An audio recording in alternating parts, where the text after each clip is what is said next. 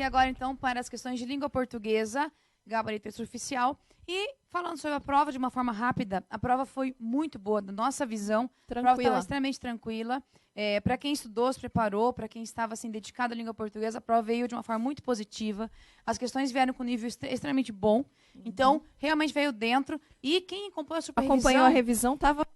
Gabaritou, porque Gabaritou. a prova estava literalmente na revisão. Apenas temos duas questões que nós vamos pontuar aqui, que elas podem gerar um pouquinho de dúvida. Então, vamos começar na primeira questão, então? Vamos começar. Lá. Estamos aqui ainda no estúdio diferente, com uma esquema opção diferente. Né? Isso. Então, vai lá. Primeira questão, Janaína. Olha só, a primeira questão é uma questão que vai tratar de compreensão. O que é que a gente vai ter aqui? Olha lá. O trecho "dá muito trabalho" constitui uma referência de seu Joaquim à confecção da estante. Tarefa que, segundo ele, seria trabalhosa. Segundo quem? Segundo seu Joaquim. Aonde está? Está lá no finalzinho. Dá uma olhada lá. Lá no finalzinho da página, a gente vai ter ali, olha lá. 1 mês, seu Joaquim. Tudo isso, veja se reduz esse prazo. A estante é grande, dá muito trabalho.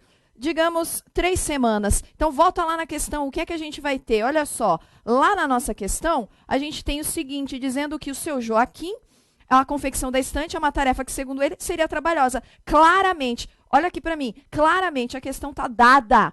Fácil, tranquila. Questão aí correta. Próxima, Giancarlo. Questão 2, temos a seguinte informação. De acordo com as informações do texto, é correto inferir, então temos uma questão de dedução, que seu Joaquim era analfabeto, uma vez que ele desenhou o endereço da nota. Percebam bem o seguinte. Então, temos aqui a informação no texto da seguinte situação. Tá assim, claro que eu tenho a informação. Visconde de Pirajá, 127. Temos a informação que é um diálogo. Respondi... E seu Joaquim desenhou o endereço da nota. Só que eu tenho no texto uma informação mais importante do que essa, que está lá na linha 13. Olha aqui. Tanto que, quando o seu Joaquim, ao preencher a nota de encomenda, perguntou-me onde seria entregue a estante, tive um momento de hesitação. Ou seja, se ele preencheu a nota de encomenda, é óbvio que ele não era analfabeto. Ele sabia escrever porque ele preencheu a nota. Então, questão... erradíssima. Vai lá, questão 3, Jana. Então, olha só, vamos dar uma olhada na questão 3. A questão 3 diz o seguinte: a expressão "armar ali a minha tenda" foi empregada no texto em sentido figurativo, que está ali na linha 3. Olha só, na linha 3 está escrito o seguinte: não era um cômodo muito grande, mas dava para armar ali a minha tenda de reflexões e leitura. Então, olha lá, armar ali a minha tenda de reflexões ou leitura. Gente, olha só, armar a minha tenda de reflexões ou leitura. É um sentido figurativo? Ele vai armar uma tenda realmente? Não! A linguagem conotativa, questão dada também, questão correta. Próxima, vamos lá. Na questão 4 temos a seguinte informação. De acordo com as informações do texto, Vinícius de Moraes passou a morar no apartamento onde antes residia Mário Pedrosa. Para responder essa questão, eu tenho que ir lá no segundo parágrafo, que nós temos a informação lá na linha, começa na linha 9, 10 e fala o seguinte: era quase o apartamento não ficava tão perto da oficina.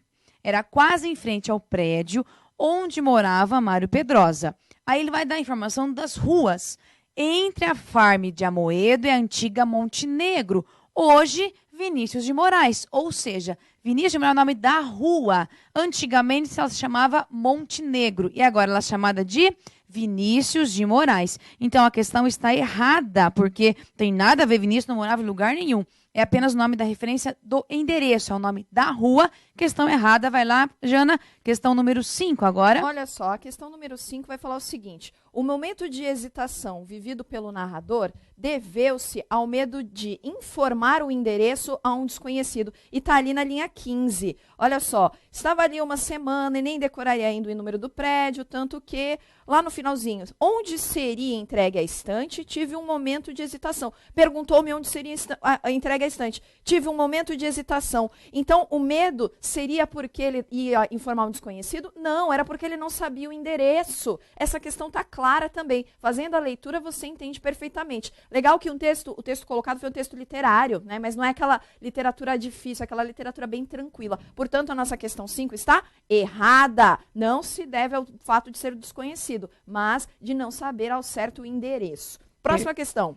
Questão, então, 6, temos o seguinte: o verbo dever foi empregado na linha 17 no sentido de ser provável. Então fica muito fácil. Está assim, ó, informação na linha 16 até 17.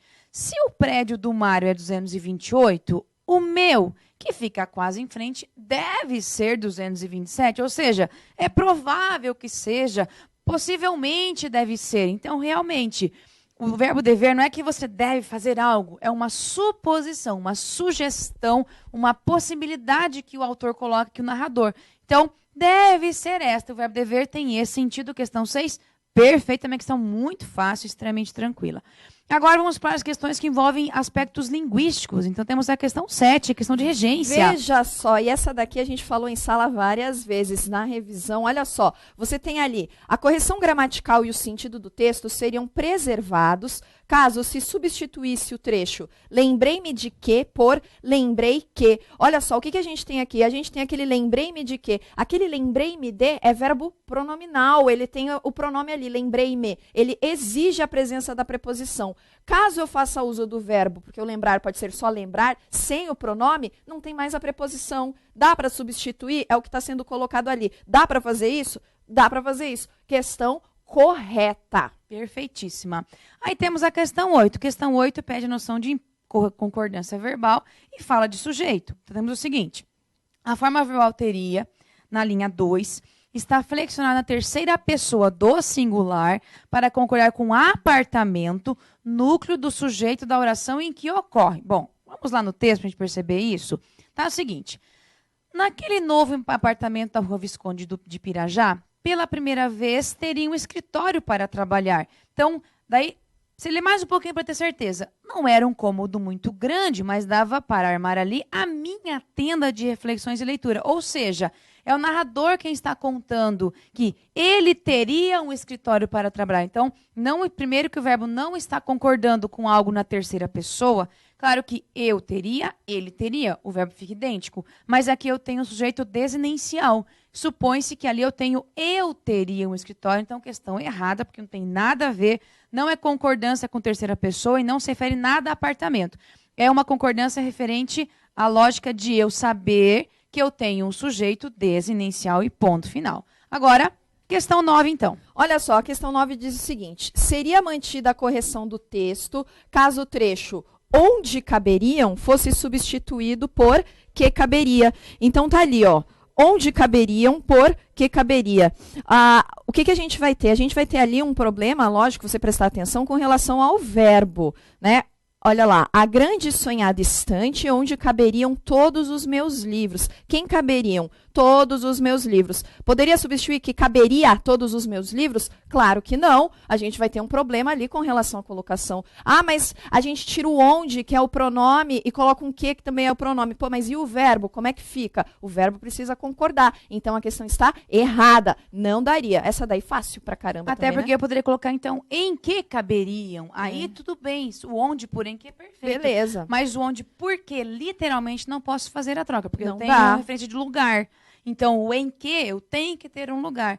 E trocando ali, fica totalmente sem lógica a frase. Então, por isso que ela fica errada. Fica errado. A próxima questão é a questão que a gente acredita que deva gerar um pouco de dúvida, porque é uma questão de vírgulas. Essa daqui foi boa, né? Essa foi muito boa. Então, a questão está assim.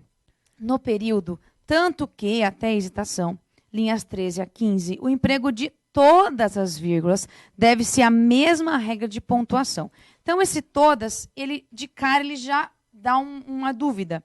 Mas como que a gente trabalhou aqui? Então, eu quero só que vocês acompanhem um pouquinho no seguinte. Como é que está no texto? Assim, ó. Tanto que, quando o seu Joaquim, ao preencher a nota de encomenda, perguntou-me onde seria entregue a estante, tive um momento de hesitação. Então, olha só. Eu quero só acompanhar para vocês aqui no quadro, para vocês perceberem o seguinte, tá? A lógica é a seguinte, veja só. Nós temos uma informação, eu coloquei, tá no quadro, vocês poderem perceber isso melhor. Exatamente. A frase está assim, ó. Vamos lá, Jana, para a gente poder mostrar para o nosso leitor como é que funciona aqui, ó. Tanto que, eu tenho uma vírgula aqui, ó. Quando o seu Joaquim, aí, perguntou-me onde seria entregue a estante, então esta vírgula aqui é a companheira desta, tá? Então as duas vírgulas aqui servem para isolar uma oração subordinada que está intercalada. E aqui, ó. Essa vírgula aqui isola ao preencher a nota de encomenda. Essas duas vírgulas também isolam outra oração subordinada que está intercalada.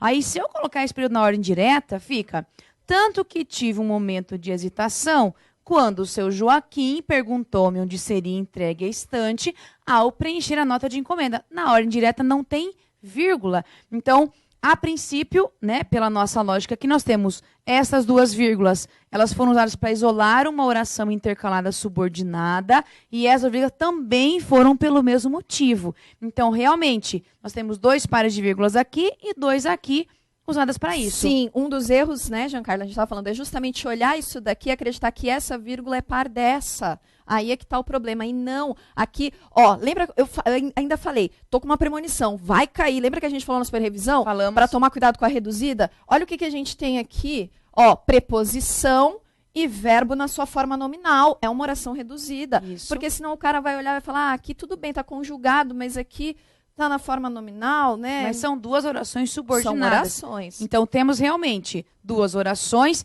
Essa pequenininha aqui, ó, ela está dentro da outra, então é um período complexo. É uma questão difícil, da prova é a mais difícil que tem, com certeza. E nós colocamos a resposta como certa. A pontuação ela como certa, porque realmente nós temos 2 vírgulas, 2 pares de vírgulas aqui, então posso falar que todas são empregadas pelo mesmo motivo. Então essa é uma questão que realmente pode tirar divergência. A nossa posição é que realmente está certa. Mas é uma questão que a banca pode, sim, com certeza, fazer uma bela de uma cagada aí e falar que não. Mas, a princípio, ela está corretíssima. E a gente consegue entrar com recursos com relação a isso. Perfeito, né? perfeito. Sem o menor problema. Isso mesmo. Próxima questão, olha então, só. A nossa próxima questão 11. É a questão 11. A questão 11 vem com outro texto. O que é que a gente tem ali? Olha lá, acerca dos aspectos linguísticos e dos sentidos do texto acima, julgue os itens. Então, linguístico e aspecto dos sentidos. O que a gente vai ter ali? Ó? Princesas e diplomatas eram valorados conforme a qualidade das bibliotecas que seus países possuíam e a parcela dos livros que estavam dispostos a ceder em negociações diversas. O que vai chamar aqui a atenção principalmente? Ó, ele fala de 2 aspectos. Vem falar de princesas e diplomatas eram valorados. Mas volta lá para o texto, que o que é que você vai ter lá no texto? Lá no texto você tem a seguinte informação, ó. Os dotes de princesas foram negociados tendo livros como objetos de barganha, tratados diplomáticos. Opa, para tudo aí. Não é diplomata. Por que a gente tem o quê? A colocação de princesas e diplomatas, como se fossem pessoas. Concorda comigo? Mas ali o que a gente tem? Tratados diplomáticos. Então, há um problema aqui com relação a essa identificação de referente. Portanto, a nossa questão aqui está errada. Próxima questão. Perfeito. Questão 12, temos a seguinte informação. A Real Livraria foi erguida com os destroços resultantes do terremoto que atingiu Lisboa, como símbolo da força de Portugal na superação da tragédia que acabava de assolar o país.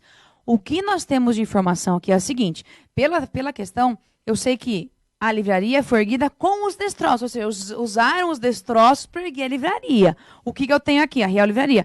A informação que eu tenho é que os monarcas, após o terremoto que dizimou Lisboa, se orgulhavam de, a despeito do destroço, ou seja, apesar dos destroços, terem erguido uma grande biblioteca. É essa informação que eu tenho. Ou seja, mesmo que tenha ocorrido um terremoto, eles conseguiram fazer uma grande biblioteca. É isso que eu tenho de informação. E outra, falar que a Real Livraria foi erguida como símbolo da força de Portugal na superação da tragédia, ele generalizou a informação. O que eu sei aqui é que a informação primordial, né, para a gente entender a lógica aqui, é a seguinte: Dom José chamava de joia maior do tesouro real. Era uma ideia que ele tinha, e não que era um símbolo que todos pensavam dessa maneira. Então, generalizou a questão aqui, e no texto é particular essa informação. Então, por isso, errada mesmo, exato. Não tem jeito. E esse a despeito você pode encontrar ali nesse contexto, pode ser motivado por, apesar de, mas não com os destroços, né? Porque aqui o texto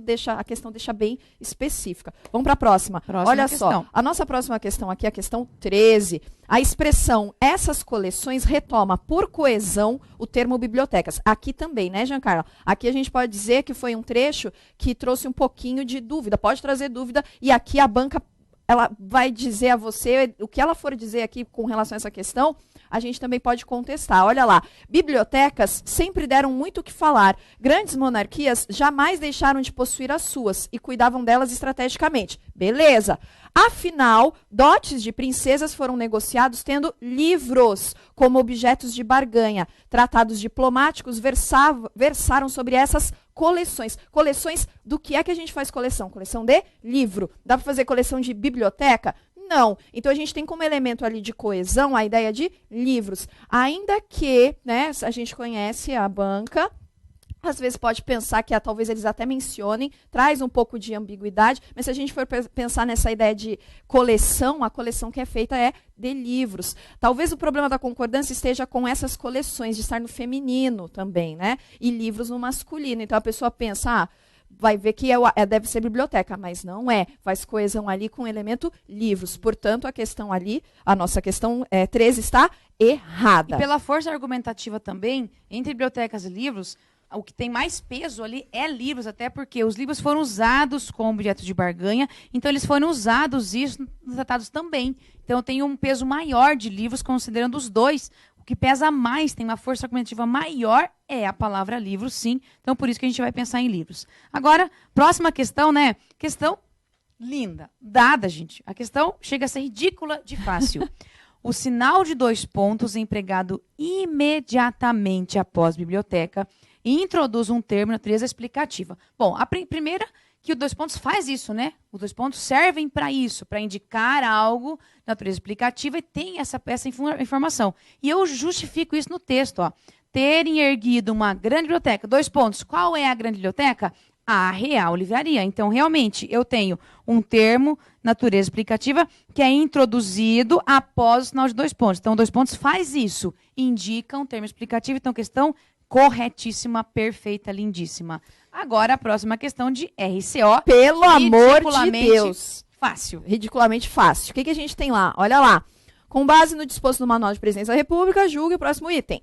O trecho seguinte é adequado para compor a parte inicial de um memorando. O que você tem ali? Olha lá. A senhora Ana da Silva, INSS, você tem, lógico, o cabeçalho ali, o endereço e o assunto ali a ser tratado. Primeiro, memorando é documento de circulação interna. Outro ponto, tem endereço ali, né? Então, a pessoa é nomeada, chamada, enfim, pelo cargo que ocupa, né? E não ali da forma como está sendo colocada. A princípio ele falou que memorando você bateu de cara. Endereço é errado, endereço é ofício e ponto final. Exatamente. Então não tem nem o que justificar na questão, porque realmente é um ofício. Legal? Então terminamos aqui. Tá errada. Questões pontuais, a questão fica errada, 15. Uhum. Então, questões muito boas. Gostei muito da prova, então ela veio para valorizar quem estudou para a prova realmente. Exatamente, aquela da vírgula pegou todo mundo, galera geral, né? Olha só, Bruno, servidor, vamos então começar a ler aqui, ó. Bruno, servidor contratado temporariamente para prestar serviços a determinado órgão público federal, praticou conduta vedada aos servidores públicos pelo Código de Ética Profissional do Servidor Público Civil do Poder Executivo Federal. A partir dessa situação hipotética, julgue os itens seguintes a seguir à luz dos decretos 1171/94 e 6029 de 2007. Corta aqui para mim um pouquinho. Olha só. Então, os 2 decretos, ele falou que o Bruno praticou uma conduta vedada e ele quer saber de você acerca disso. Quais são as questões a seguir, se elas estão corretas ou não, tá bom? Então, acompanha comigo na tela aí, olha. 16. Se para a infração praticada por Bruno estiverem previstas as penalidades de advertência ou suspensão, a Comissão de Ética será competente para, após o regular procedimento, aplicar diretamente a penalidade. Errada! Totalmente errada. A única pena aplicada pela Comissão de Ética é a pena de censura. Ela não pode aplicar diretamente advertência ou suspensão. 17. Mesmo prestando serviço de natureza temporária, Bruno está sujeito às disposições contidas no decreto 1171/94. Certa. Está sim. Por quê? Porque considera-se servidor público para efeitos de aplicação deste código todo aquele que, por força de contrato, lei ou ato jurídico, preste um serviço de natureza permanente, temporária ou excepcional, mesmo que não remunerado, em qualquer órgão onde prevaleça o interesse do Estado e da administração. Então, sim, Bruno é considerado, para efeitos de finalidade ética, servidor. Correta. 18. Durante o procedimento de apuração da conduta de Bruno, a comissão de ética deverá garantir-lhe proteção à sua honra e à sua imagem. Correto, sim. A comissão de ética deve garantir proteção à honra e à imagem daquele que tem o procedimento de apuração em relação à sua conduta acontecendo. Então, beleza, show de bola aí essas questões. Agora deixa eu apagar aqui, apaga... E como é que faz esse negócio? Apaga aqui, apaga aqui. Olha, eu tô virando um hacker aqui, cara, ó. Apaga os negócios aqui, como é que apaga, apaga. E agora eu quero rolar, como eu faço, João Paulo? Rolo pra cá, rola aqui. Agora aperta a canetinha. Isso, agora a gente vai resolver essa aqui, ó. Acerca do disposto nos decretos 1171/94 e 6029 de 2007, julgue os itens subsequentes. Tranquilo agora, falando basicamente das comissões. Olha a 19 aí. Embora deva respeitar a hierarquia, o servidor público está obrigado a representar contra as ações manifestamente ilegais de seus superiores hierárquicos. Certíssima! É lógico, é um dever do servidor. Lembra que na revisão ontem eu falei para vocês? Olha, dever, você pode colocar como obrigação, sim. Ele está obrigado a representar contra as ações manifestamente ilegais. Isso é dever do servidor e ele está obrigado, sim, a fazê-lo. Olha a questão 20. O rol de legitimados a provocar a atuação da Comissão Ética Pública, prevista no Decreto 6029, é restrito a agentes públicos, sendo, entretanto, permitido a qualquer cidadão provocar a atuação das comissões de ética que se trata do Decreto 1171. Não. De acordo com o Decreto 6029 de 2007, qualquer cidadão poderá provocar a CEP e as comissões. Está lá no decreto 6029 de 2007. Qualquer cidadão poderá provocar a CEP e as comissões. E a questão disso aqui que o quê? Que somente agentes públicos poderiam provocar a CEP. Não, a atuação da CEP pode ser provocada por qualquer cidadão e a das comissões de ética também. Beleza? E olha a próxima questão aí, questão 21. Em razão da relevância do serviço público prestado, é vitalício o mandato de membro integrante da Comissão de Ética Pública e o que evita interferências externas na atuação da comissão. Totalmente errado. A Comissão de Ética Pública será formada por 7 brasileiros para mandatos de 3 anos não coincidentes, permitido uma única recondução. Não é vitalício não, beleza? Então essas são as respostas. Eu queria que o seguinte, ó, dá um print na tela aí, eu vou deixar aqui um coração para você, beleza? E é um abraço que o Tia tá deixando para você após resolver essas questões de ética. Dá um print, ficou bonitinho aí para você, beleza? E agora a gente vai para a resolução de Direito Administrativo.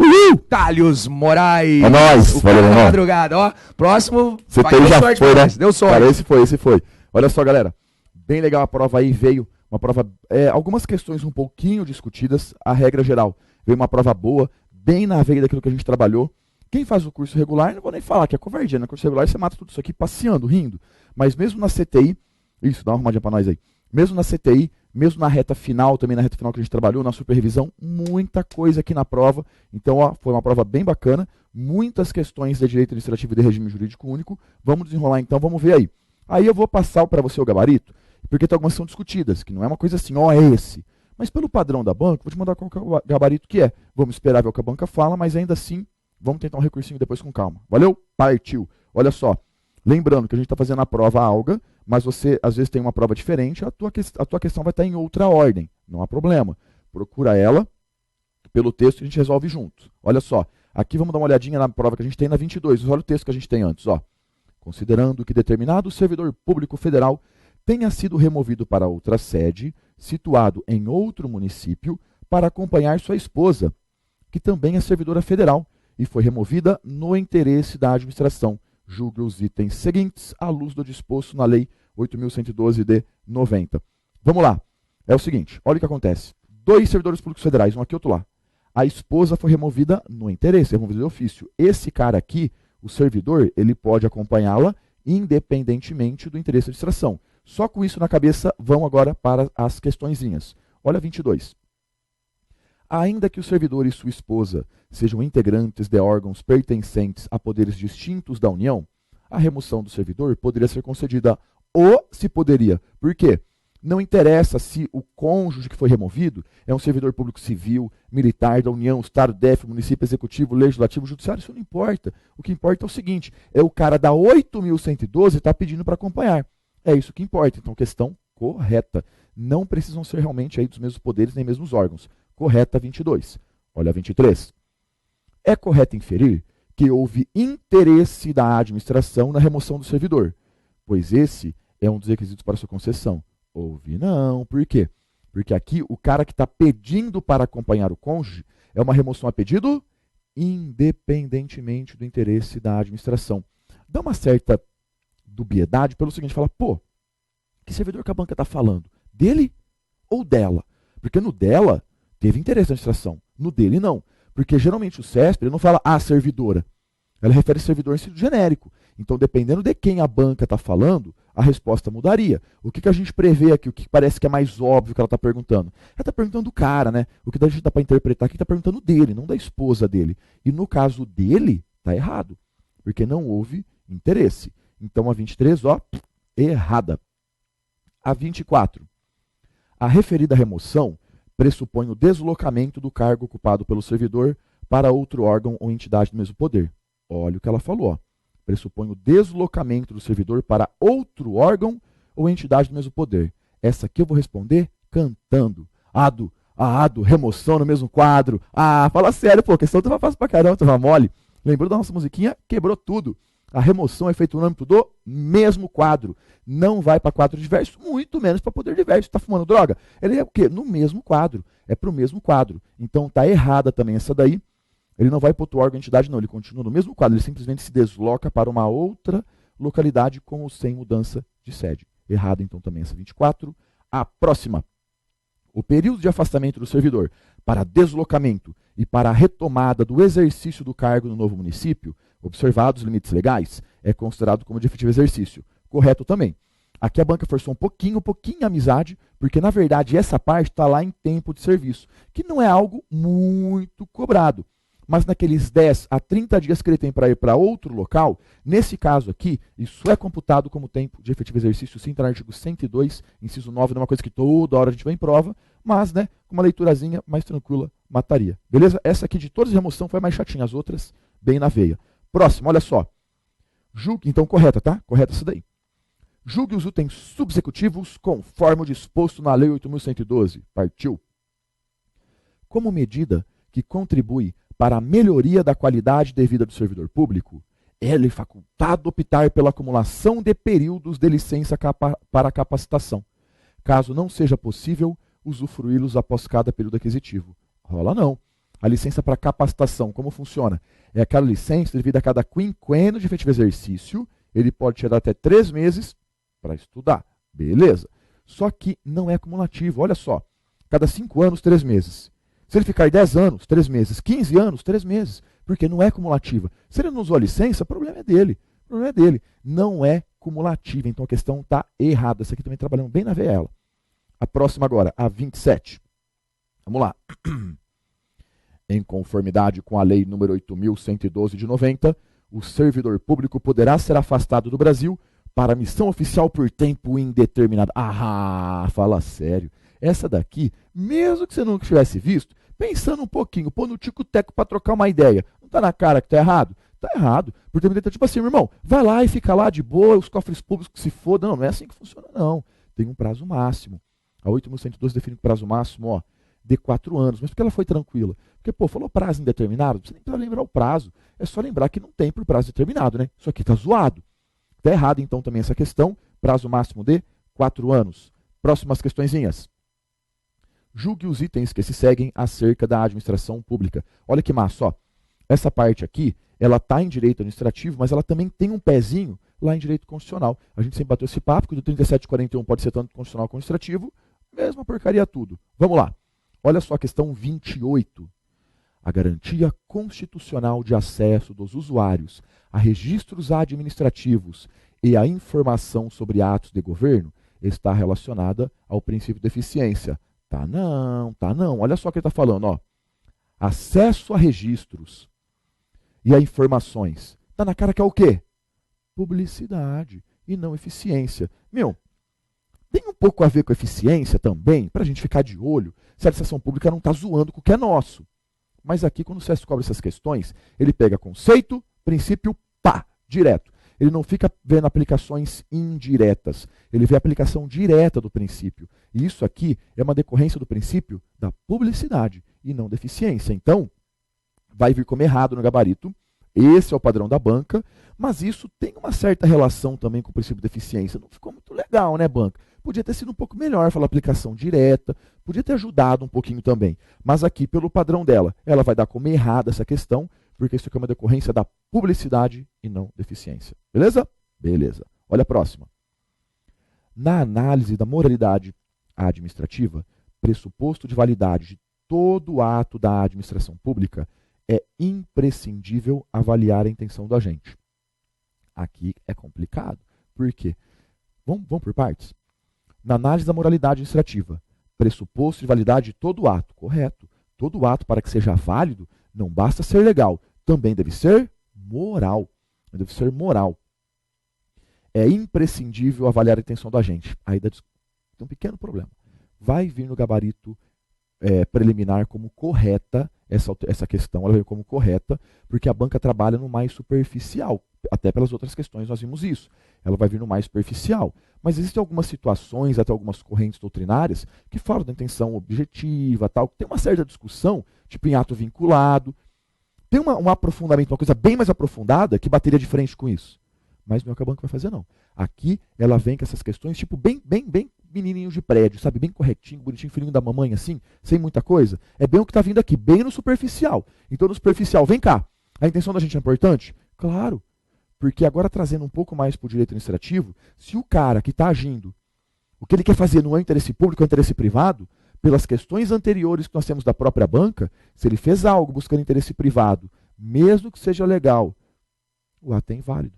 O ato viola a moralidade. Então ele pode ter agido totalmente na legalidade, mas se ele agiu buscando interesse próprio e não interesse público, aquele ato é imoral, aquele ato é inválido. Então você vê que isso aqui vai vir como correto, mas tem essa pequena discussãozinha, mas pelo próprio padrão que a banca trabalha aí normalmente em outras provas, gabarito correto. Fechou? Fechou. Agora a questão número 30.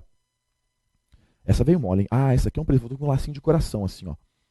No cômputo do limite remuneratório, chamado de teto constitucional, devem ser consideradas todas as parcelas percebidas pelo agente público, incluídas as de caráter indenizatório? Lógico que não, você está doido? Olha só, teto remuneratório, ninguém pode ganhar mais que ministro do STF.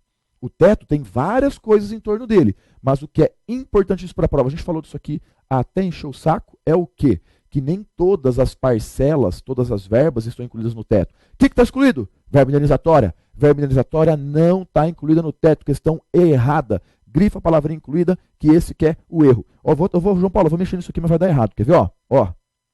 Tá vendo que eu falei que ia dar errado? Isso sim, agora chegou. Que coisa louca, ó. A tecnologia, eu sou bem capial, tá?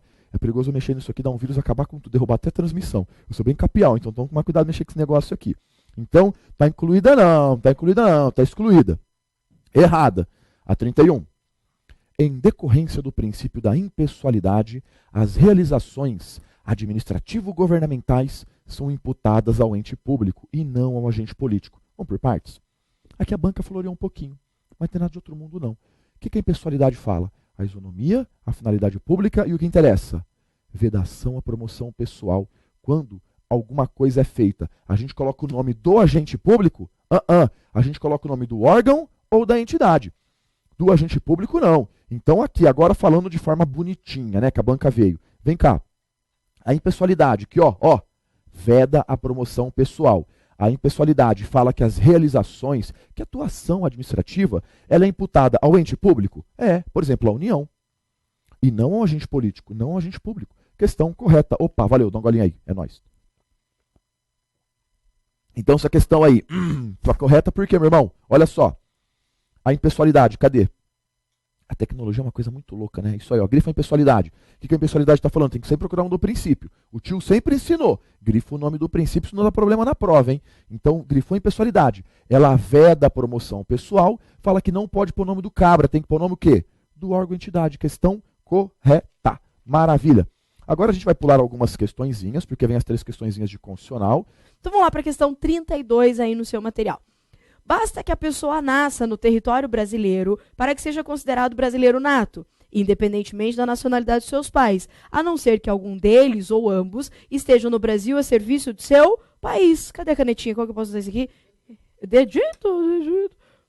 certinha a resposta. Por quê? Aqui é a regra do ius solis. Então, nasceu em território nacional, é brasileiro nato, ainda que de pais estrangeiros, como diz a questão, ó, independentemente da nacionalidade dos seus pais, com uma exceção, a não ser que um deles ou ambos estejam a serviço do seu país. Artigo 12, inciso 1º, a linha A, a regrinha mais básica de nacionalidade do ius solis, que a gente bateu, falou 1000 vezes, aula, revisão. Quer dizer, isso aqui estava morto, né? Não tinha escapatória. Agora 33, 34, na super revisão de véspera, né? Ontem aí nós estávamos falando a respeito exatamente disso. Olha lá, 33. O direito à vida desdobra-se na obrigação do Estado de garantir à pessoa o direito de continuar viva e de proporcionar-lhe condições de vida digna. Qual que é a dificuldade disso aqui? -5. -5. Por quê? O que nós já falamos 340.000 vezes, eu falei isso na super revisão de véspera. Eu falei que o direito à vida, duas perspectivas, duas dimensões. Direito de continuar vivo. Quem tem que me conceder isso? O Estado. O direito do Estado não vir e me matar, não retirar minha vida. E também o direito dele me garantir uma vida com dignidade. Então, duas características, exatamente como a gente tinha falado na super revisão de véspera. E a 34, mais é impossível, vem falando de igualdade material. Olha lá. Em decorrência do princípio da igualdade, é vedado ao legislador elaborar norma que dê tratamento distinto às pessoas, a pessoas diversas. Olha aqui para você. Olha aqui para você. Errado. Ai, que legal isso aqui. Por quê? Olha lá, ele está dizendo que de acordo com o princípio da legalidade, da igualdade, como é todo mundo igual, então eu não posso dar tratamento diferente para pessoas diferentes? Como que não? Você recitou comigo diversas vezes a tal da igualdade material. O que é igualdade material? Que é tratar os iguais de forma igual, os desiguais de forma desigual. É por isso que a gente sempre fala, pode legislar tratando pessoas diferentes de forma diferente. Nós ainda temos um nomezinho para esse tipo de legislação, que são chamadas ações afirmativas do Estado. Muito fácil, muito simples. Pode fazer coração? Pode fazer coração. Não é fácil? Coração rosa? Eu quero só clicar no rosinha? Isso. Ai, que intuitivo. Vou fazer, o Tia fez, eu também fiquei com vontade de fazer. Dá um print, coisa linda, dá. Vou fazer pequenininho, senão não vai caber meu nome. É com U, tá, gente? Nossa, já com escasseia, mas não acaba, né, gente? Dá falte. Fácil ou não tava, gente? Moleza. Não tem nem recurso aqui, tá? Isso aqui tava dado, a prova tava fácil, muito tranquilo. Tenho certeza que você, aluno nosso aí, não teve dificuldade nas questões de direito constitucional. Até vamos dizer que nas questões de direito administrativo, a parte de administração pública, muita coisa se resolvia também com direito constitucional. Mas o que eu observei aqui, você tá querendo caçar essa questão. Eu tô roubando música administrativo pra mim. Aquela lá é constitucional, eu já peguei umas de ética, umas de direito administrativo. Mas se você observar aqui, a banca ela foi legal, porque nenhuma questão ela cobrou texto de lei. Ela não cobrou a literalidade, ela cobrou toda aquela questão de interpretação. Então, realmente, quem só leu a Constituição, mas não assistiu às nossas aulas, não teve condições de fazer essas questões. Então, a gente fala assim, é fácil para você que estudou. Julgue os próximos itens a respeito dos atos administrativos. Atos é nós, revisamos o ato até falar chega. Olha, 35. A autoexecutoriedade é atributo restrito aos atos administrativos praticados no exercício do poder de polícia. Se você lembra da esquematização do teu material, você matava que estava errado. Quando a gente estuda a autoexecutoriedade, a gente estuda esse poder de polícia? Estuda. Mas só lá? Quando a gente tem o tópico de atos administrativos, falou de atributos, lembra de quem? Da PAT. A PAT, o A da PAT, autoexecutoriedade. Então, a autoexecutoriedade é um atributo dos atos administrativos de forma geral, e não apenas dos atos de poder de polícia. Por exemplo, deu uma punição no servidor. É autoexecutório. E isso é poder disciplinar. Então, não é somente poder de polícia. Se você lembrasse do teu material, você lembrava da explicação, lembrava que quando a gente estuda nos atos, tem a parte que é a autoexecutoriedade, você matava a questão. Então, a autoexecutoriedade está presente nos atos de uma forma geral, e não apenas no poder de polícia. Questão errada. 36. Em decorrência do princípio da autotutela, não há limites para o poder da administração pública de revogar seus próprios atos, segundo critério de conveniência e oportunidade. É isso aí, essa porra não tem dono, é casa da mãe Joana, vamos tocar o caralho que não dá nada. Fala a verdade, né, pô, tá na cara. Falou não há limites, Já dá, né, Adri? Já dá pra. Já tipo assim, né, porra? Absoluta. A única coisa com limites é o poder de Deus. O resto, tudo é limitado. Então, isso aqui a gente fala toda hora. Vem cá. Princípio da autotutela, súmula 473 do Supremo Tribunal Federal, que fala que ela pode anular os atos ilegais e revogar, por conveniência e oportunidade, resguardados os direitos adquiridos. Então, não é todo ato que pode ser revogado. A revogação, olha só que a gente viu muito isso, hein? Pode revogar ato vinculado? Não pode. Direito adquirido? Não rola. Ato consumado? Nem a pau. Então nós temos vários atos que não podem ser revogados. Há vários limites para esse poder de revogar da administração pública. Questão tranquilamente errada. 37. Tem quase mais administrativo que previdenciário, né? Aqui vem massa pra caralho a prova. É isso aí. Olha só. O ato praticado por agente não competente para fazê-lo poderá ser convalidado é que constitucional é matéria, né, que não é tão importante igual administrativo, nem informática, essa matéria chulé deles aí, ó. Isso é outra história. Vamos lá para 37, ó. O ato praticado por agente não competente, vamos usar aqui os recursos tecnológicos, calma lá que a gente acha. Aqui achei, ó. Ih, cacete, achei, não competente. Eu falei, Jacu é foda, eu vou mexer nisso daqui. Eu falei, caralho, cadê o mouse, João Paulo? Ele falou, não tem mouse, mas como não tem mouse? Olha só, o agente não competente poderá ser convalidado discricionariamente pela autoridade competente para sua prática, caso em que ficará sanado o vício da incompetência. Vamos lá. O vício, a cagada mancada está onde? No elemento competência, lembra? COFIFOMOB. É no COFO que é sanável, na competência e na forma. A banca falou no genérico, responde no genérico. Ela falou todo o vício, não falou? Se ela está indo no genérico, presuma a regra geral, e a regra geral que competência, pode ser sanada. Então, a competência é um vício sanável, é um vício convalidável, sim, correto. Nesse caso, aqui tem uma certa discussão. Olha o que ele falou. Poderá ser convalidado discricionariamente, nem aqui eu consigo fazer um negócio reto, discricionariamente pela autoridade. A banca vai dar essa questão como correta. Porque na própria lei 9784, quando ela trabalha da convalidação, ela fala, poderá ser feita. Então pode crer que vai vir no gabarito como correta. Entretanto, existe uma forte corrente doutrinária que diz que a convalidação é obrigatória. Tem que ser feita caso seja possível o vício ser sanado. Mas não é isso que a banca vai interpretar. Cabe um recurso sim, a gente vai dar aqui uma chorada, mas se for no gabarito extraoficial, no gabarito, na verdade, preliminar, ela verá como correta, em virtude, inclusive, da Lei 9784 de 99. Então as questões 37, pode pôr como correto o teu gabarito. Aí, nesse caso, como se o ato nunca tivesse sido ilegal. Correta 37, próxima. Julgue os itens seguintes acerca da concessão de serviço público. Aqui eu fiquei feliz pra caralho, porque essa matéria é grande pra porra. Eu separei, falei, vai cair isso. E a banca, o examinador, com certeza ele assistiu aí às nossas aulas e falou, não, é legal, vou cobrar isso. Veio na veia.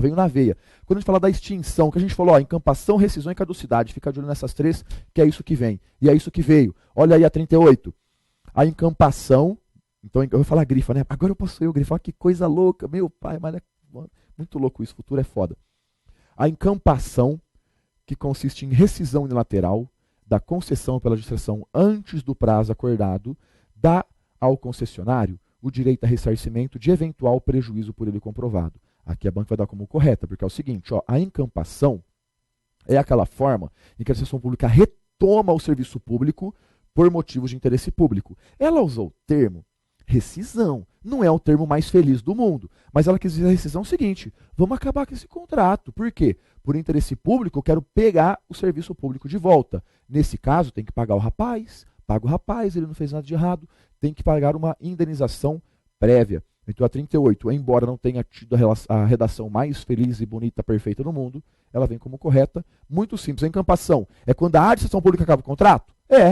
Tem que pagar a pessoa? Tem que indenizar a pessoa. Pronto, correta a questão.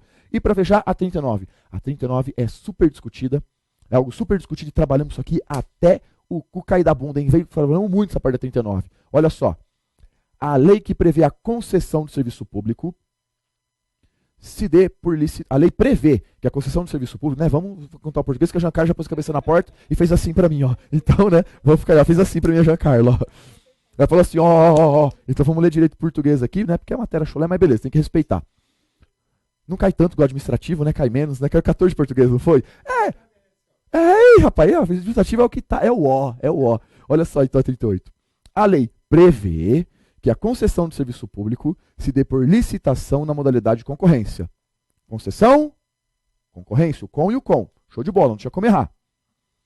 Prevendo ainda hipóteses legais de inexigibilidade de licitação para concessão. Nem a pau, o que a gente viu? Que embora seja discutido, o posicionamento do CESP, até respeitando o artigo 175 da Constituição Federal, é que na concessão, na permissão, não pode ser feita contratação direta, sempre tem que haver licitação, não cabe dispensa e inexigibilidade. Então pode marcar essa aí como errada, fechamos aí a prova de administrativo regime jurídico único, olha que massa. E vamos para o que interessa lá na nossa questãozinha, a questão 40, que pega ali a primeira questão já de informática. Então, quando a gente trabalha com a matéria de informática, você viu aí na revisão, você viu no reta final, você viu em várias das nossas aulas, questões que estão aí na sua prova, questões tranquilas e batidas aí com toda a certeza do que você encontraria aí na sua questão. Primeiro, vamos lá, nossa questãozinha de número 40. Olha lá na tela. A infecção de um computador por vírus enviado via correio eletrônico pode se dar quando se abre arquivo infectado que porventura esteja anexado à mensagem eletrônica recebida. Olha só, ele está te dando um exemplo, uma situação. Primeiro, lembra da regra. O vírus depende da ação do usuário. Para ser executado, o usuário vai executar ele. Isso como você receber? Ele está sugerindo, olha, o usuário recebeu esse e-mail, pode ser que ele tenha recebido usando um correio eletrônico. Então veio uma mensagem de e-mail, que tinha no e-mail anexo um arquivo, e você executou aquele arquivo. Bom, isso aí pode fazer com que o vírus tenha sido a forma como o vírus entrou no seu computador? Sim, com certeza. Questão correta, tranquilinha, vista aí na super revisão de véspera, vista no reto final, tranquilamente essa questão. Próxima questão, olha lá. Na internet. Os endereços IPs, Internet Protocol, consistem em recursos que podem ser utilizados para identificação de microcomputadores que acessam a rede. Olha só. O IP, mesmo na internet como na intranet, ele tem como função ser o endereço de um dispositivo dentro da rede. Então, todo host, no momento que você conecta o dispositivo na rede, ele passa a ser um host. Se ele passa a ser um host, ele é um endereço IP. Tranquilamente, aí você sabe responder isso daí. Olha só, lembre-se ainda que o endereço IP é uma informação que ela rastreia tanto que através dele eu posso chegar até esse endereço físico, o endereço da sua casa. Então, fique esperto aí, ficar fazendo alguma divulgação do conteúdo estranho, acessando, invadindo alguma coisa, é possível rastrear através do endereço IP também o seu endereço físico. Questãozinha correta também. Próxima questão, olha lá. Em texto ou imagem contido em slide que esteja em edição no programa LibreOffice Impress, é possível, por meio da opção Hiperlink, criar um link que permita o acesso a uma página web. Questãozinha tranquila também. Você vai estar trabalhando com o quê? LibreOffice Impress. Mas seja o Impress, seja o Calc, seja o Writer. O que vai acontecer com esses caras? Assim como no próprio Microsoft Office, você vai encontrar questões aí, formas de trabalhar com hiperlink? Sim. Esse link pode ser uma página da internet, pode ser um link do seu computador, ou seja, linkar um arquivo que está diretamente ligado ao seu computador, como também você vai encontrar aí outras informações, navegar aí direto no arquivo em determinada parte, mas aí são complementos. Posso linkar arquivos ou sites da internet? Posso. Isso você tem aí nos vários programas. Inclusive a tecla atalho Ctrl+K para tal natureza. Também questãozinha dada, simples, para você garantir essa questão aí. Muita gente às vezes chegou na prova até com aquela sensação, pô, informática é uma matéria difícil, já estou indo preparado para errar umas 3 questões. Se você errou uma, o Lustosa vem depois te dar uma cabeçada. Então fique esperto com relação a isso, hein? Questãozinha aqui para você aceitar tranquilamente. Olha a próxima questão lá. Aí na questão 43.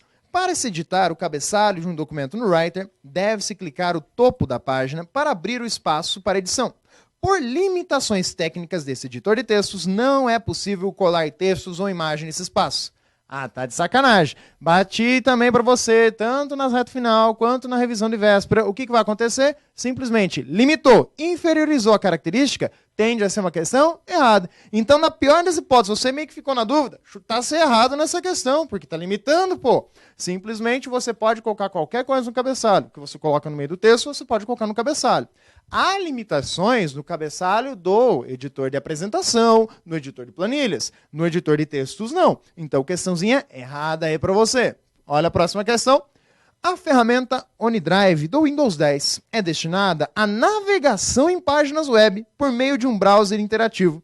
Tá de sacanagem? O Windows 10 tem o OneDrive por padrão? Tem, possui o OneDrive ali por padrão dentro desse sistema operacional. Mas o OneDrive, ele é um recurso que é instalado opcionalmente para trabalhar com a computação na nuvem. E esse recurso vai sincronizar arquivos e pastas. Ele não é um navegador de internet para você acessar sites, muito menos interativo, intuitivo. Tem nada a ver com isso. Questão errada, hein? Dada também ali para você, um navegador? Pô, tá de sacanagem? Isso é uma questão simples e direta para você. Então vamos lá. A questão 45 era a primeira questão da parte matemática que você tinha. O enunciado dizia o seguinte, eu vou ler essa, ele é a próxima lá, tá? Dizia que, de acordo com o artigo 21, a alíquota de contribuição dos segurados, contribuinte individual e facultativo será de 20% sobre o respectivo salário de contribuição. Considerando o artigo 21 da lei número 8.212 de 1991, acima reproduzido, julgue o item seguinte. Se o valor da contribuição de um segurado contribuinte individual for superior a R$ 700, então o salário de contribuição desse indivíduo é superior a R$ 3.500. E aqui eu vou conversar com você sobre uma hipótese de resolução. Hipótese que a gente trabalhou sempre, R$ 3.500 era o valor total, e nós queríamos calcular 20% de R$ 3.500. Uma maneira que nós conversamos é o seguinte, uma maneira que nós conversamos para calcular esse 20% de 3.500 foi calculando a porcentagem que a gente sempre falou aqui, a mais simples para você. Muitas pessoas acham que a porcentagem mais simples é 50%, não é não. 20% de 3.500 eu posso pensar o seguinte, se eu quero saber 20% de 3.500, eu vou partir de uma referência de 10%. Deixa eu tirar a caneta aqui, ó.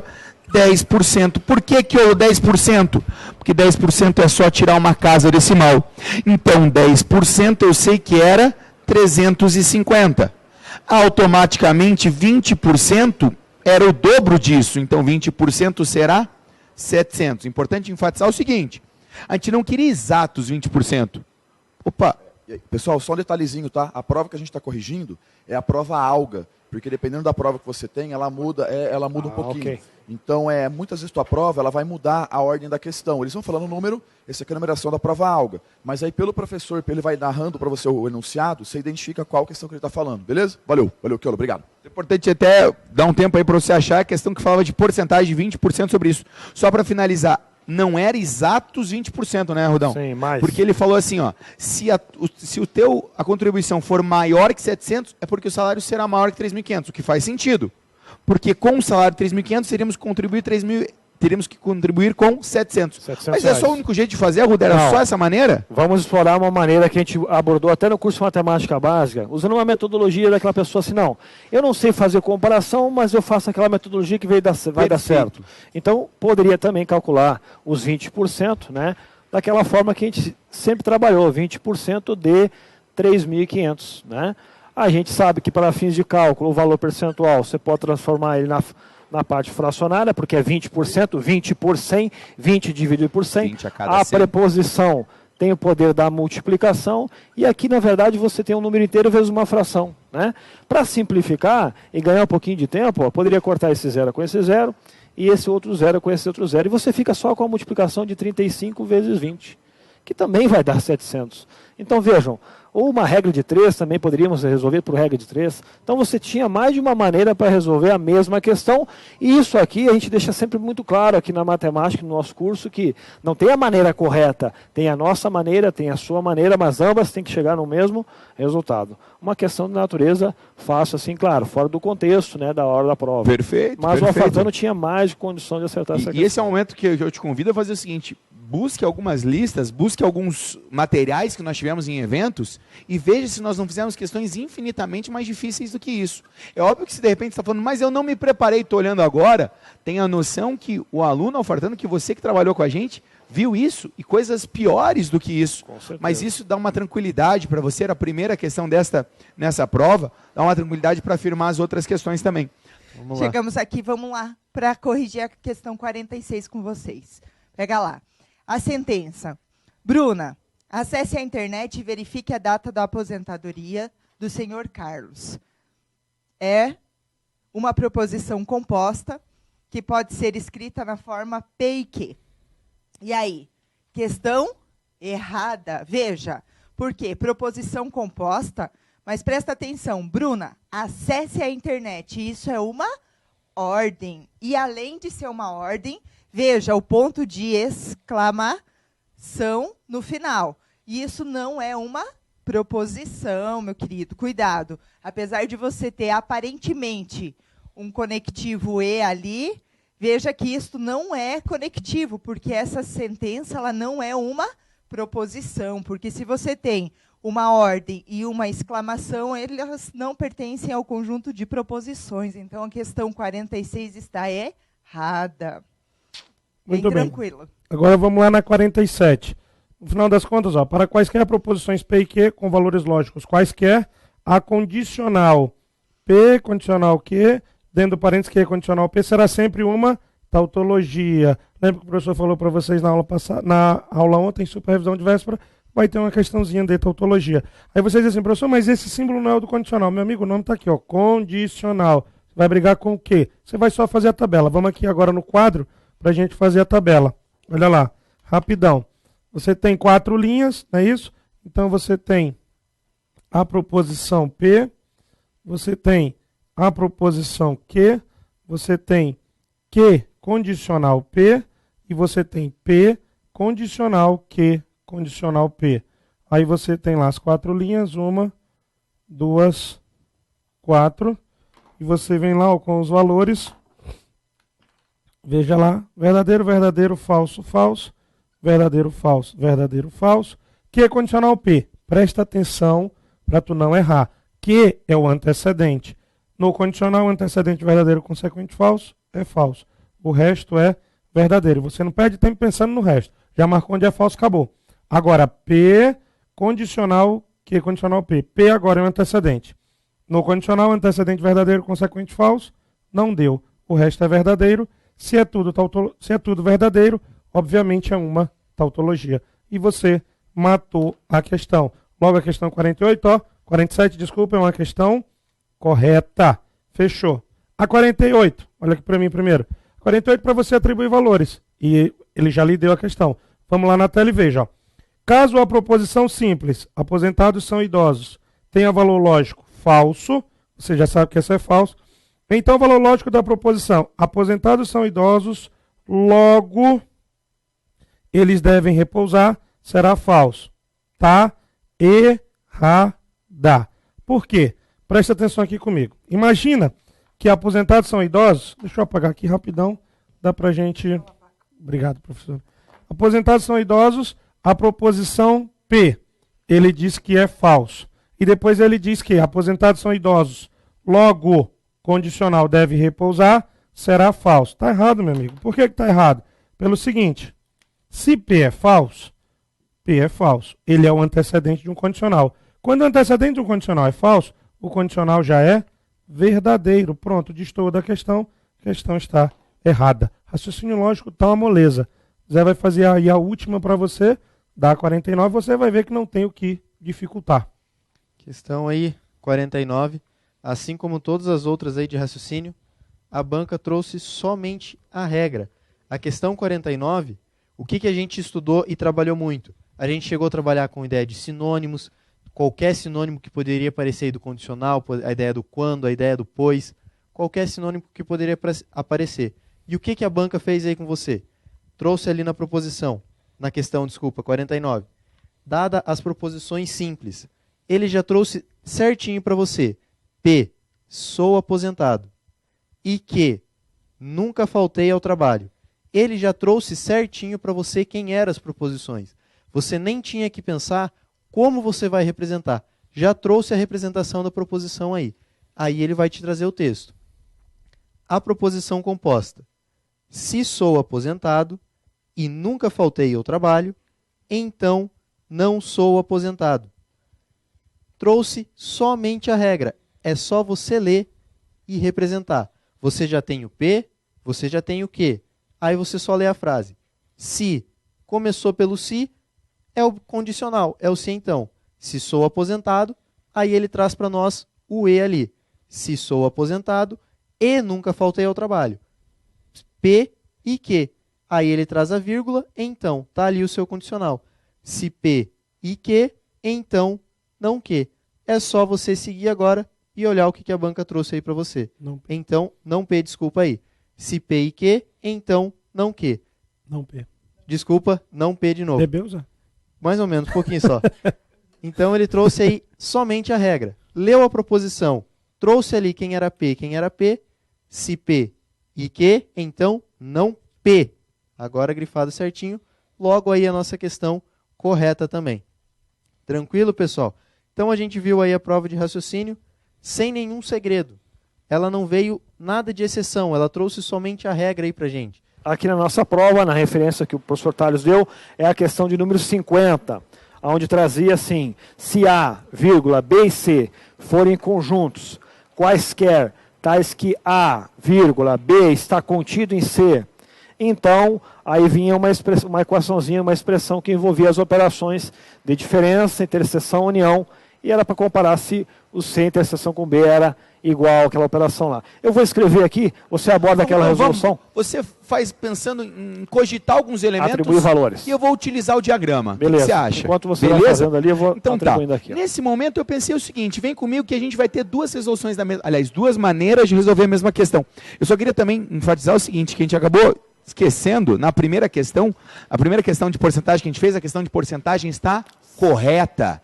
Questão de porcentagem está correta, certa, importante garantir isso, porque às vezes a gente falou tanta coisa, falou como resolver, esquecemos de falar o resultado. Verdade. A questão de conjuntos, que na nossa referência 50 você localizou, ele traz essa expressão, eu vou fazer o seguinte, eu vou pensar em diagramas. Na hora de escrever o diagrama, o que eu tenho certeza? A única certeza que eu tenho é que existe um conjunto C e dentro dele existe um conjunto B. Ah, que o conjunto A também está dentro. Pelo enunciado eu não tinha essa certeza. Porém, eu queria destacar que nas operações que ele citou, ele colocou C barra A, que é uma nomenclatura que até a CESP finalmente traz por escrito, e só quem se preparou, porque realmente é uma nomenclatura característica da banca CESP. Nas outras bancas você não tem isso aqui. Significa o complementar de A com relação a C. Ou seja, se existe o complementar, se eu estou falando dos elementos que faltam do A para completar todo o C, é porque o conjunto A está obrigatoriamente aqui dentro também. Eu vou fazer uma situação assim, ó. Mas eu não fiz assim. Vem comigo e vem construindo teu raciocínio para ver como você fez. Ou a Arruda pensou de outra maneira. Estou mentindo, Arruda? Sim, não, tranquilo. A gente partiu de uma hipótese de você atribuir valores para esse conjunto, né? Defina quem é o conjunto A, B e C, que atende os pré-requisitos de estar contido, né? E depois você vem substituindo aqui, fazendo as operações. É uma outra maneira de resolver a mesma questão. Essa maneira, inclusive, nós abordamos aqui diversas formas aqui nas questões da nossa preparação, na superrevisão, no CTI, né? Eu vou definir quem é A e B, por exemplo. Eu posso dizer que o conjunto A é o conjunto definido pelos elementos 1 e 2, por exemplo. Nada impede de fazer isso. E o conjunto B, eu também posso dizer que é definido pelos elementos 1, 2 e 3. E o conjunto C, né, poderia ser assim definido, já que todos são subconjuntos dele, né? Assim. E eu venho definindo os conjuntos através dessa operação. Então aqui, ó, C complementar de A é tudo que falta para chegar no C, né? O complemento, a ideia do complemento, né? O que não tem em A. Essa operação aqui, entre parênteses, ficaria assim definida, ó, 3 e 4. Interseção com a união do A e B, que seria justamente o B. Né? E você percebe que nessa interseção aqui, ó, né, você só tem aqui o conjunto com um elemento. Agora, se nós for comparar com C inter B, né, inter B aqui vai ficar o 1, 2 e o 3. Ó. 1, 2 e o 3. Que não é igual ao conjunto aqui de baixo. Portanto, se não é igual, é diferente. A questão traz que essa expressão, que na verdade é uma equação, uma equivalência, seria igual, a questão está errada. Tá? Esta era uma maneira de resolução. Também abordaram diversas formas aqui, partindo de uma hipótese inicial, que atende os pré-requisitos, você vai ver o que acontece na frente. Tá bom? Então a questão está errada. Mas vamos ver agora com o professor Chiolo, uma forma que ele abordou também de várias vezes aqui na nossa preparação, que é usando os diagramas aqui. Né? Então, se você partir para essa resolução, talvez até, inclusive, seja mais rápida essa resolução, né? Dependendo do ponto de vista. A resolução mais rápida é aquela que você mais se preparou, né? Se preparou, aquela que você se se sentiu melhor, que você se adaptou melhor Mais durante todo o confiante, né? processo, Exatamente. você com certeza vai aplicar agora. E utilizar as famosas bolinhas era uma opção, tá? Mas aí, de repente, você ficou encucado, mas eu não sabia onde enfiar a bolinha A. Não dá ideia esse horário. Mas vamos colocar aqui uma situação da seguinte. Conjunto C tinha como subconjuntos o A e o B, certo? Mas você tem certeza que o A e o B têm essa parte em comum? Sinceramente, não. Mas eu não estou dizendo que existe algum elemento aqui. Eles podiam ser separados, o que tecnicamente a gente chamaria de juntos. Mas isso aqui é uma maneira de representar. Isso aqui pode abordar todo e qualquer elemento que venha estar nessa situação. Então vamos ao que é fato. Conjunto C tinha dentro dele o A e o B, certo? Aí ele deu esta operação para nós. E nós vamos pintar bolinhas. A maneira de pintar bolinhas é representar isso aqui aonde está esta região, esta operação nos conjuntos. Então, quando eu coloco C barra A, a ideia é complementar. O que é complementar? É o que falta. Então, se você pensar assim, ó, dentro do conjunto de professores do Alfacom, quem seria o complementar, eu e a Arruda? Todos os professores do Alfacom que você não vê agora. Que não estão nesse momento aqui agora. Porque se nós pegarmos a lista, professores do Alfacom tem uma lista grande. Quem que está aqui agora? Eu e o Arrudo. Então, complementar a nós seriam todos os outros. Então, complementar de A em relação a C é o que falta para o A virar o C. É o que está dentro do conjunto C, mas não está dentro do conjunto A. Visualizando, seria esta parte achurada aqui. Só o A não é preenchido.